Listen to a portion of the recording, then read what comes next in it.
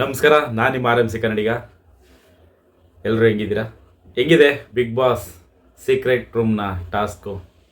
ರಕ್ಷಿತನಿಗೆ Gilli feel ಆಗ್ತಾರದು ನೋಡ್ಬೇಕಾದ್ರೆ ಎಲ್ಲೋ ಒಂದು ಕಡೆ ಒಳಗೆ ಅರ್ಥ ಆಗ್ತಾ ಇದೆ. ನಾನು ಒಳಗಿದ್ದಾಗ ಅರ್ಥ ಮಾಡ್ಕೊಂಡಿರಲಿಲ್ಲ ಗಿಲ್ಲಿಗೆ ನನ್ನ ಮೇಲೆ ಎಂಥ ಅಭಿಪ್ರಾಯ ಇದೆ, ಎಷ್ಟು ಕೇರ್ ಇದೆ ಅಂತ ಈಗ ಗೊತ್ತಾಯ್ತೈತೆ. ಏಕೆಂದರೆ ಎಷ್ಟೋ ಸಾರಿ ಎಲ್ಲರೂ ಮನೆಯವರೆಲ್ಲ ಅವಳ ವಿರುದ್ಧ ನಿಂತ್ಕೊಂಡ್ರು, ಗಿಲ್ಲಿ ಜೊತೆ ನಿಂತಿದ್ದ. ಅದೇ ರೀತಿ ಗಿಲ್ಲಿಗೆ ಯಾರೇ ಏನೇ ಅಂದ್ರೂ, ಎಂತೆಂಥ ಗಲಾಟೆ ಆದಾಗಲೂ ಒಂದು ಹುಡುಗನ ಥರ ಎದುರಿಗೆ ಬಂದು ನಿಂತು ಗಿಲ್ಲಿಗೆ ಸಪೋರ್ಟ್ ಮಾಡಿ ನಿಂತಿದ್ದಾಳೆ ರಕ್ಷಿತಾ.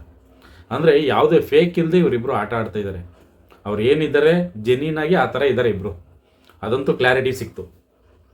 ಏಕೆಂದರೆ ಅವನಲ್ಲಿ ಫೀಲ್ ಆಯ್ತಿದ್ದ ತಕ್ಷಣಕ್ಕೆ ಅವನು ಅವಳು ಹೆಂಗೆ ಓದ್ಲು, ತುಂಬ ಮಿಸ್ ಮಾಡ್ಕೊತಿದ್ದೀನಿ ಅವಳನ್ನ, ಆ ಕಣ್ಣಲ್ಲಿ ನೀರು ಬಂತು ಅಂತ ಅನ್ಬೇಕಾದ್ರೆ ಆ ಸೀಕ್ರೆಟ್ ರೂಮಲ್ಲಿ ಕೂತಿದ್ದಾರೆ ರಕ್ಷಿತನ ಕಣ್ಣಲ್ಲೂ ನೀರು ಬಂತು. ಈ ಫೇಕ್ ಇದ್ದಾಗ ಓದ್ರು ಸಾಕಪ್ಪ ಅಂತ ಅನಿಸುತ್ತೆ, ಆದರೆ ಕಣ್ಣಲ್ಲಿ ಬರುತ್ತಲ್ಲ ನೀರು, ಯಾವುದೇ ಕಾರಣಕ್ಕೂ ಸುಳ್ಳು ಹೇಳಲ್ಲ. ಅದು ಮನ್ಸಿನ ಮಾತು. ತಲೆಯಲ್ಲಿ ಏನು ನೋಡುತ್ತೆ ಅದನ್ನು ಬಾಯಲ್ಲಿ ಹೇಳ್ಬಿಡ್ತೀವಿ, ಮನಸ್ಸಲ್ಲಿ ಏನು ನಡೀತೆ ಅದು ಕಣ್ಣೀರು ರೂಪವಾಗಿ ಬಂದ್ಬಿಡುತ್ತೆ ಆಚೆ.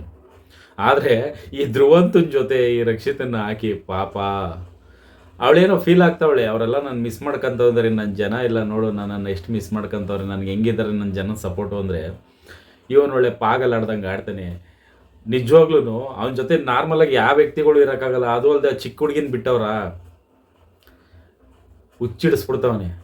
ನೋಡೋರಿಗೆ ಹುಚ್ಚಿಡಿತೈತೆ ಅಂದರೆ ಇನ್ನು ಆ ರೂಮಲ್ಲಿ ಅವನ ಜೊತೆ ಇರೋ ಈ ಹುಡುಗಿ ಪಾಡೇನು, ಇವನು ಒಳ್ಳೆ ಸೈಕೋ ಆಡ್ದಂಗೆ ಆಡ್ತವನೆ.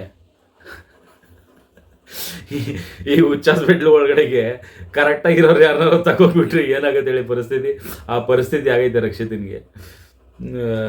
ಒಟ್ಟಲ್ಲಿ ರಕ್ಷಿತನಿಗೆ ಗಿಲ್ಲಿ ಮೇಲೆ ಒಂದು ಒಪಿನಿಯನ್ ಏನು ಅದು ಗೊತ್ತಾಗಿರುತ್ತೆ. ಅವನು ಏನೇ ಕೇರ್ ಮಾಡಲಿ, ಏನೇ ಒಂದು ಬಾಂಡಿಂಗ್ ಚೆನ್ನಾಗಿದ್ರು, ಅವನೇ ಜೆನ್ಯೂನಾಗಿ ನನ್ನ ಬಗ್ಗೆ ಎಷ್ಟು ಕೇರ್ ಮಾಡ್ತಾನೆ, ಸಪೋರ್ಟ್ ಮಾಡ್ತಾನೆ ಅನ್ನೋದು ಆ ಹುಡುಗಿಗೆ ಗೊತ್ತಾಗುತ್ತೆ. ಯಾಕೆಂದರೆ ಕೆಲವೊಬ್ರಿಗೆ ಮನೆ ಒಳಗಿರೋರಿಗೆ ಹೋಗಿರೋದು ಒಳ್ಳೇದಾಯಿತು, ಒಬ್ರು ಕಮ್ಮಿ ಆದರೆ ನಾವು ಸೇಫ್ ಆಯ್ತಾ ಹೋಯ್ತೀವಪ್ಪ, ನಾವು ಗೆಲ್ಬೋದೇನಪ್ಪ ಅನ್ನೋದು ತಲೆಯಲ್ಲಿರುತ್ತಲ್ಲ, ಅದು ತಲೆಯಲ್ಲಿರುತ್ತೆ. ಆದರೆ ಮಿಸ್ ಮಾಡ್ಕೊಳ್ಳೋರು ಅವರೇ ಮನೇಲಿ ರಕ್ಷಿತನ್ನ. ಯಾರೇ ಏನೇ ಗೇಮ್ ಅಂತ ಬಂದ್ರೂ ಒಂದೆಲ್ಲೋ ಮಾನವೀಯತೆ, ಬಾಂಧವ್ಯ, ಸಂಬಂಧ ಅನ್ನೋದು ಆಟೋಮೆಟಿಕಾಗಿ ಬೆಳೆದ್ಬಿಡುತ್ತೆ ಒಂದು ಮನೇಲಿದ್ದಾಗ ಅಲ್ವಾ. ಬರೀ ಗೇಮು, ಆಟ, ಗೆಲ್ಲಬೇಕು, ಟ್ರೋಫಿ ಅನ್ನೋದು ಇರುತ್ತೆ, ಆದರೆ ಒಂದು ಹೊಂದಾಣಿಕೆ ಇರುತ್ತೆ. ಒಂದೇ ಮನೆ ಒಳಗಿದ್ದಾಗ ಒಂದಷ್ಟು ದಿನಗಳ ಕಾಲ ಒಂದು ಹೊಂದಾಣಿಕೆ, ಒಂದು ಅಂಡರ್ಸ್ಟ್ಯಾಂಡಿಂಗು, ಒಂದು ಬಾಂಡಿಂಗು. ಎಂಥವ್ರಿಗೆ ಆಗಲಿ ಒಬ್ಬರು ಇಲ್ಲ ಅಂದಾಗ ಅದು ಬೇಜಾರಾಗುತ್ತೆ, ಅದು ಮನ್ಸಿಗೆ ನೋವು ಆಗೇ ಆಗುತ್ತೆ. ಅದು ಗಿಲ್ಲಿಗೂ ಆಯಿತು. ಅವಳು ಮಿಸ್ ಮಾಡ್ಕೊಂಡು ಅವನು ತುಂಬ ಬೇಜಾರು ಮಾಡ್ಕೊಂಡಿದ್ದ. ಆದರೆ ಅವ್ನು ಬೇಜಾರು ಮಾಡ್ಕೊಂಡಿರೋದು ನೋಡಿ ರಕ್ಷಿತನ ಕಣ್ಣಲ್ಲೂ ನೀರು ಬಂತು, ಅದು ತುಂಬ ಬೇಜಾರಾಯಿತು.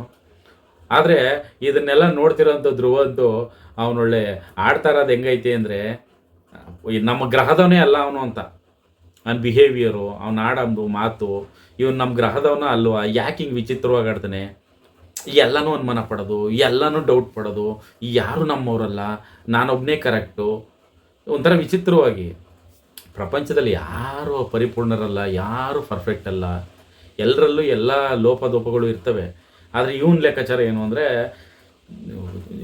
ಇಷ್ಟಪಟ್ಟರೂ ಒಪ್ಕೊಳ್ಳಲ್ಲ, ಕಷ್ಟ ಅಂದ್ರೂ ಒಪ್ಕೊಳ್ಳಲ್ಲ, ನೀನು ಚೆನ್ನಾಗಿದೆಯಾ ಅಂದರೂ ಒಪ್ಕೊಳ್ಳಲ್ಲ, ನೀನು ಚೆನ್ನಾಗಿಲ್ಲ ಅಂದರೂ ಒಪ್ಕೊಳ್ಳಲ್ಲ. ಅದು ಯಾವ ಥರ ಮನಸ್ಥಿತಿ ಅನ್ನೋದು ಗೊತ್ತಿಲ್ಲ. ಆ ಹುಡುಗಿಗೆ ಒಳಗಡೆ ಇವನ ಜೊತೆ ಸಿಗಾಕೊಂಡು ಒಂದೇ ದಿನಕ್ಕೇ 7 ಲೋಕ ಕಾಣ್ತಾ ಇದೆ. ಇವನ ಜೊತೆ ಹೆಂಗಪ್ಪ, ಹೇಗದು, ಎಷ್ಟು ದಿನನಪ್ಪ ಈ ಸೀಕ್ರೆಟ್ ರೂಮು ಅಂತ. ಒಟ್ಟಿನಲ್ಲಿ ಚೆನ್ನಾಗೈತೆ. ಇಬ್ರು ಆಪೋಸಿಟ್ ವ್ಯಕ್ತಿಗಳು ಬಿಟ್ರೆ ಒಳಗಡೆ ಹೆಂಗಿರುತ್ತೆ ಅನ್ನೋದಕ್ಕೆ ಇವರಿಬ್ಬರೇ ಸಾಕ್ಷಿ. ಘಾಟಿ ಇರಬೇಕು, ಇನ್ನೊಬ್ರು ನಾರ್ಮಲ್ ಇರಬೇಕು. ಇಬ್ರು ಆಪೋಸಿಟು. ಇವನು ಹೇಳೋದೇ ಒಂಥರ ವೇದ ಅಂತ, ಆ ಹುಡುಗಿದೇ ಒಂಥರ ಸ್ಟೈಲು. ಇವೆರಡು ಆಪೋಸಿಟ್ಗಳು ನೋಡೋಕೆ ಎಂಟರ್ಟೈನ್ಮೆಂಟ್ ಆಗಿರುತ್ತೆ. ಆದರೆ ಪಾಪ ಅವಳು ಗೊತ್ತಿರುತ್ತೆ ಕಷ್ಟ. ಅವಳೇನು ಸುಮ್ಮನೆ ಇರಲ್ಲ, ಇವನೇನಾದರೂ ಕೊಟ್ಟರೆ ಟಕ್ಕರ್ ರಿವರ್ಸ್ ಕೊಡ್ತಾಳೆ ಕರೆಕ್ಟಾಗಿ. ಆದರೆ ಅಟ್ಲೀಸ್ಟು ಇವನ ಜೊತೆ ಹೇಗದು ಅನ್ನೋದೊಂದು ತಲೆಯಲ್ಲಿ ಬಂದ್ಬಿಟ್ಟೈತೆ ಹುಡುಗಿಗೆ. ನೋಡೋಣ ಮುಂದೆ ಏನಾಗುತ್ತೆ. ಆದರೆ ಗಿಲ್ಲಿ ಮಾತ್ರ ತುಂಬ ಮಿಸ್ ಮಾಡ್ಕೊಂಡವನೆ. ಹುಡುಗಿ ಹೋಗ್ಬಾರ್ದಾಗಿತ್ತು. ಅವ್ನ ಲೆಕ್ಕಾಚಾರ ಗೊತ್ತಿತ್ತು, ನನ್ನ ಜೊತೆಲೆ ಕೊನೆವರೆಗೂ ಇವಳು ಇರ್ತಾಳೆ ಅನ್ನೋದು ಒಂದು ಥಾಟ್ ಇತ್ತು. ಈಗಲೂ ಅವ್ನು ನಂಬೋಕ್ಕೂ ಆಯ್ತಾ ಇಲ್ಲ, ಎಲ್ಲೋ ಒಂದು ಕಡೆ ಡೌಟ್ ಇದೆ, ಆದರೆ ಅದನ್ನು ವ್ಯಕ್ತಪಡಿಸ್ತಾ ಇಲ್ಲ ಅಷ್ಟೇ. ಗೊತ್ತಿರುತ್ತೆ ನಾರ್ಮಲಾಗಿ ಅವಳು ಸ್ಟ್ರಾಂಗ್ ಕಂಟೆಸ್ಟೆಂಟು, ಇಷ್ಟು ಬೇಗ ಹೋಗೋಳಲ್ಲ ಅಂತ ಗೊತ್ತಿರುತ್ತೆ. ಆದರೆ ಹೇಳಂಗಿಲ್ಲ, ಗೊತ್ತಿರುತ್ತೆ ಜನಕ್ಕೆ. ಅಷ್ಟು ಬೇಗ ಗೊತ್ತಾಗಲ್ವೇನ್ರಿ, ಮನೆ ಅಷ್ಟು ಆರಾಮಾಗಿ ಹೆಂಗೆ ಹೊಂಟೋಗ್ಬಿಡ್ತಾಳೆ, ಅಲ್ಲಿರೋವಂಥವ್ರು ಎಷ್ಟೆಷ್ಟು ಜನ ಇದ್ದಾರೆ, ಅವ್ರು ಯಾರು ಹೋಗ್ದು ಇವಳು ಹೆಂಗೆ ಓದ್ಲು ಅನ್ನೋದು. ಆದರೆ 2 ಸರಿ ಆಯಿತು ರಕ್ಷಿತಿಂದು. ಸ್ಟಾರ್ಟಿಂಗಲ್ಲಿ ಒಂದು ಸರಿ ಹಿಂಗೇನೆ ಕಳಿಸಿದ್ರು, ಒಂದು 4 ದಿನ ಇದ್ಲು ಬಂದ್ಲು, ಮತ್ತೆ ಇವಾಗ ಹಿಂಗೆ ರಕ್ಷಿತನಿಗೆ 2 ಚಾನ್ಸ್ ಸಿಕ್ತು ಇವಾಗ. ಇನ್ನೊಂದು ಚಾನ್ಸು ಬೇರೆ ಯಾರಿಗಾದ್ರೂ ಕೊಟ್ಟಿದ್ರೆ ಚೆನ್ನಾಗಿರೋದು, ಏಕೆಂದರೆ ಕೆಲವ್ರು ಆಟಗಳು ನೋಡೋಕೆ ಚೆನ್ನಾಗಿರೋದು. ನೋಡೋಣ, ಆಡಲಿ ಅವ್ರ ಆಟ ಆಡಲಿ, ಏನಾಗುತ್ತೆ ನೋಡೋಣ.